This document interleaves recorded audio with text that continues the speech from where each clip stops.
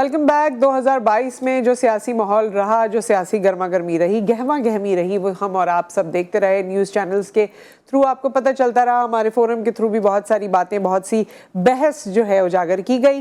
2022 کا ایک احاطہ کرنا چاہتے ہیں، ایک ریویو کرنا چاہتے ہیں، اور 2023 اس کے تناظر میں کس طرح کا سیاسی سال ہو سکتا ہے، متوقع ہو سکتا ہے، اس حوالے سے بات کرنے کے لیے ہمارے ساتھ senior journalist and political analyst Amir Abbas صاحب موجود ہیں۔ السلام علیکم۔ جی وعلیکم السلام۔ جی کیسے ہیں امیر عباس صاحب؟ خیریت سے ہیں؟ تھینک یو جی، تھینک یو۔ سو 2022 کا اگر ہم احاطہ کریں، اوورآل 2022 آپ کے لیے سیاسی طور پہ، میں جانتی ہوں کہ یہ ایک وسیع سبجیکٹ ہے، لیکن پھر بھی آپ بہت ہمیشہ ایکسپرٹیز کے ساتھ ہمیں بتاتے ہیں، تو بتائیے کہ 2022 کو اگر ہم نچوڑ اس کا نکالیں تو سیاسی طور سے یہ سال کیسا رہا؟ ایک تو آپ کے دیکھنے والوں کو نیا سال مبارک، اور اللہ تعالیٰ یہ جو آنے والا سال ہے جو شروع ہو رہا ہے، یہ ہم سب کے لیے انفرادی طور پر بھی اور اجتماعی طور پر بھی بحیثیت قوم ہمارے لیے ایک اچھا سال ثابت ہو۔ اور جیسے کہا جاتا ہے کہ بدلتے کیوں ہو ہندسوں کو، بدلنا ہے تو دن بدلو۔ تو کاش ہم یہ جو 2019 سے 20 اور 20 سے 21 میں جاتے ہیں، تو ہند سے بدلنے کے بجائے کاش ہم اپنے ملک کی کوئی تقدیر جو ہے وہ بدل سکے۔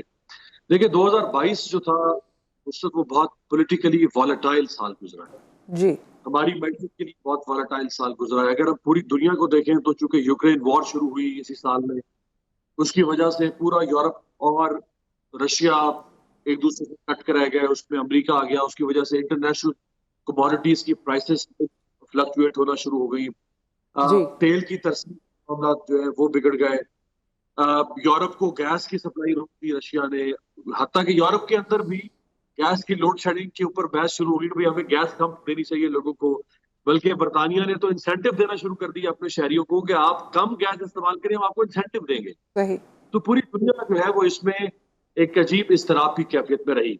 پھر چونکہ کووڈ کے بعد، یعنی آپ سمجھ لیں کہ یہ پہلا سال تھا 2022 کے، کووڈ کا جو فلیش بیک تھا وہ کم ہونا شروع ہوا، اس کی جو ریپرکشنز تھی وہ کم ہونا شروع ہوئی، لیکن پولیٹیکلی دنیا کے اندر بہت ساری ریپرکشنز جو ہے وہ سامنے آئی، اور پاکستان بہرحال اس سے متاثر ہوئے بغیر نہیں رہ سکا۔ لیکن ہماری عادت یہ ہے کہ ہم دوسروں کا منہ لال دیکھ کے اپنا تھپڑوں سے لال کر لیتے ہیں۔ ہمارے یہاں کوئی ایسا جھگڑا نہیں تھا، ہمارا کسی سے جھگڑا نہیں تھا، لیکن ہم نے خود ہی اپنا منہ تھپڑوں سے لال کر لیا کہ بھئی اگر یوکرین میں جنگ ہو رہی ہے تو ہم بھی یہاں جنگ مسلط کریں گے، اپنے کو طاقت جنگ مسلط کر دیں گے، اور وہ جنگ ہم نے مسلط کر دی سیاسی اور معاشی اعتبار سے۔ دیکھیں عمران خان جو ہے وہ 2022 فروری تک پاکستان کے سب سے غیر مقبول سیاستدان یا حکمران تھے۔ جی، میں نے خود لوگوں کو 2022 فروری میں جھولیاں اٹھا کے عمران خان کو بددعائیں دیتے دیکھا، جھولیاں اٹھا کر۔ لیکن ماشاءاللہ یہ جو پی ڈی ایم کی حکومت تھی، انہوں نے ایسی شاندار کاریگری دکھائی کہ اب لوگ جھولیاں اٹھا کے ان کو بددعائیں دے رہے ہیں پچھلے 8-8.5 مہینوں سے۔ اور وہ عمران خان جو انتہائی غیر مقبول سیاستدان تھا، وہ ان کی حماقتوں کی وجہ سے، ان کی عجلت کی وجہ سے اس کی مقبولیت کا جو سورج ہے وہ سوا نیزے پر چلا گیا۔ اسی وجہ سے آپ دیکھیے کہ ہماری فوج اور ہماری عوام کے درمیان بھی ایک خلیج پیدا ہوئی جو نہیں ہوئی کبھی۔ اور دلچسپ بات میں آپ کو یہ بتاؤں کہ دیکھیے ہمارے عوام میں دو ایسے طبقات تھے جو ہمیشہ فوج کے لیے سپورٹ کا کام کرتے تھے۔ یہ جو فوج کی سپورٹ میں وہ دو طبقات میں تھی، ایک اپر لوور کلاس اور ایک مڈل کلاس۔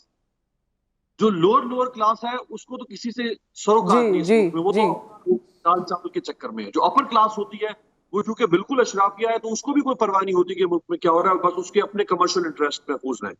یہ وہ دو طبقات تھے جو فوج قوم کی ڈھال تھی، یہ دو طبقات فوج کی ڈھال بنتے تھے۔ فوج کی سب سے زیادہ محبت ان دو طبقات میں پائی جاتی تھی، یہ حمایتیاں تھے فوج کے لیے، فوج کی پشت پر کھڑے ہوتے تھے ہمیشہ۔ فوج انہی دو طبقات کی بنیاد پر اس ملک میں مکہ دکھاتی تھی یا ڈٹ کے اپنا کام کرتی تھی۔ لیکن یہ دو طبقات کبھی ایسا نہیں ہوا ہمارے ہاں، کم از کم میرے تو یہ بال سفید ہو گئے، ہم نے کبھی نہیں دیکھا پاکستان میں کہ ان دو طبقات کے اندر بھی فوج کے لیے کہیں نہ کہیں شکوہ، شکایت، تکلیف، غم، غصہ پیدا ہوا ہو۔ لیکن اس سال دیکھا ہم نے، یہ ہم نے پہلی دفعہ دیکھا۔ بلکہ میں آپ کو بتاؤں کہ 1971 میں جب سقوط ڈھاکہ ہوا اور پاکستان دولخت ہوا، اس وقت فوج براہ راست اس سارے معاملے میں ملوث تھی، کم یا زیادہ۔ ہاں اس وقت کی شاید میں تو نہیں اس وقت اس دنیا میں ہوگا، لیکن ہم نے جو پڑھا ہے شاید اس وقت بھی اتنی خلیج پیدا نہیں ہوئی جتنی اتنی خلیج نہیں ہوئی تھی، ان اور لوگ بلکہ 1971 کے واقعے کو یا سانحے کو آج تک اب جا کے 2022 میں دہرایا جاتا ہے اور اب اس سے کڑیاں جوڑی جاتی ہیں۔ مجھے یہ بھی بتائیے امیر کہ اب 2022 کا یہ جس طرح سے آپ نے احاطہ کیا ہے، اس میں بڑی امپورٹنٹ باتیں ہیں۔ ظاہر ہے اسٹیٹ کے وہ پلرز متاثر ہوئے ہیں جس کے بارے میں ہم سوچ بھی نہیں سکتے تھے، ایک تو یہ بات، پھر ہماری معیشت، کیونکہ ہماری سیاسی کنٹروورسیز اتنی رہی ہیں، اسٹریٹجیز اتنی بیکار رہی ہیں کہ ہم نے کوئی بھی کچھ خاص دیکھا نہیں۔ 2023 اب بالکل ہم انٹر ہو رہے ہیں 2023 میں، اس میں آپ کو لگتا ہے کہ اکثر کچھ تبدیل ہو سکتا ہے؟ آپ نے شروع میں ہی کہا کہ صرف ڈیٹس بدل جاتی ہیں یا صرف تاریخیں بدلیں گی اور اسی روش میں ہم قائم رہیں گے؟ دیکھیے ہمارے ہاں لوگ دو چیزوں کو آئسولیشن میں دیکھتے ہیں، اکانومی کو اور پالیٹکس کو۔ اکانومی اور پالیٹکس کا جو آپس میں ریلیشن شپ ہے، ایک دو طرح کے ریلیشن شپ ہوتے ہیں، وہ انسانوں میں ہوں یا وہ غیر انسانی ریلیشن شپ۔ ایک ہوتا ہے ڈائریکٹلی پروپورشنل، ایک ہوتا ہے انورسلی ہاں پروپورشنل۔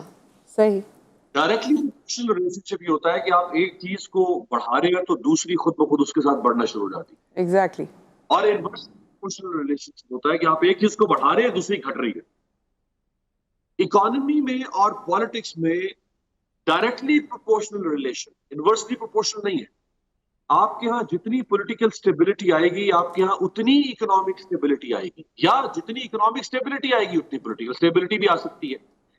تو اب چونکہ ہم نئے سال میں داخل ہو چکے ہیں کم و بیش، تو اب دیکھتے ہیں کہ پولیٹیکل سٹیبلٹی کے لیے ابھی تک تو کوئی خاص ہمیں نظر کوئی نہیں آ تیاری رہی جو نہیں کی ہے ہم نے ویسے ایز سچ۔ جی جی ہاں جی۔ تو ابھی جو اس وقت آرمی چیف ہیں جنرل عاصم منیر، ان سے بہت توقعات ہے قوم کو، توقعات ان دی سینس کہ وہ اپنے ادارے کو واقعی اے پولیٹیکل رکھیں گے اور واقعی نیوٹرل رکھیں گے۔ جنرل باجوہ والا اے پولیٹیکل نہیں ہونا چاہیے۔ ویسے میں نے کچھ انالیسس یہ بھی سنی ہے، آپ بالکل آپ کو یہ لگتا ہے کہ اے پولیٹیکل رکھیں گے، کہ وہ اے پولیٹیکل رکھ پائیں گے نہیں کیونکہ سچویشن ایسی بن جاتی ہے ہمارے یہاں۔ ہاں یہ دیکھیے اس کی ریزن یہ ہے کہ آپ کے یہاں ابھی تک پالیٹکس جو ہے نصرت، وہ بلیک اینڈ وائٹ میں نہیں ہے۔ آپ کے یہاں پالیٹکس ہے گرے ایریا میں۔ بلیک اینڈ وائٹ کنسپچولی کلیئر، یہ ہونا ہے یہ نہیں ہونا، یہ کرنا ہے یا نہیں کرنا، that's it, no question mark. جب آپ گرے ایریا میں ہوتے ہیں نا تو وہ جسے کہتے ہیں نا کہ ارادے باندھتا ایمبیگوٹی ہوں، ہوتی ہے۔ پوچھتا ہوں، توڑ دیتا ہوں، کہیں ایسا نہ ہو جائے کہیں ویسا نہ ہو جائے۔ تو بیسیکلی یہ ہے گرے ایریا، صحیح۔ شاعری کی زبان۔ تو جب آپ گرے ایریا میں رہیں گے تو پھر کہیں نہ کہیں ہوگا بھی اچھا اب یہ نہیں ہو رہا وہ نہیں ہو رہا، اچھا بھی فوج کو بلا لو، اچھا فوج خود کہہ دیتی ہے تم سے نہیں ہو رہا تو ہم آ جاتے ہیں۔ تو چونکہ ہم نے پالیٹکس کو گرے ایریا میں رکھا ہوا ہے تو اس کی وجہ سے ہوتا ہے۔ لیکن ابھی تک انہوں نے جو سگنلز دیے ہیں، دیکھیں سگنلنگ ہوتی ہے نا، ہم تو بیٹھ کے سگنلنگ سے ہی تجزیہ کر سکتے ہیں نا۔ تو ابھی تک جو جنرل عاصم منیر نے سگنلنگ کی ہے وہ یہ ہے کہ وہ اس مخمصے میں اور اس پنچایت میں وہ نہیں پڑھنا چاہتے۔ ٹھیک ہے ٹھیک ہے، سو اس کو کنکلوڈ کر دیجئے امیر، وقت ہمارا یہاں ختم ہو رہا ہے سیگمنٹ کا۔ جی تو دیکھیں اب اگر تو جس طرح مارچ کا وقت آ رہا ہے الیکشن کی مناسبت سے، کہ مارچ میں الیکشن ہوتے ہیں رمضان المبارک سے پہلے، اور اس سے پہلے حکومت بن جاتی ہے، اور پھر بجٹ آگے آئے گا جون میں۔ تو اب اگر الیکشن ہو جاتے ہیں فروری مارچ میں، تو پھر تو اس کا مطلب ہے کہ آپ کم از کم ہار جیت جس کی بھی ہوگی لیکن آپ سٹیبلٹی کے فیز میں کسی حد تک داخل ہو جائیں گے۔ اگرچہ ہارنے والا، میں آج آپ کو بتا رہا ہوں کہ ہارنے والا اپنی ہار تسلیم نہیں کرے گا۔ جی بالکل، وہ کبھی بھی نہیں کرتے ہیں۔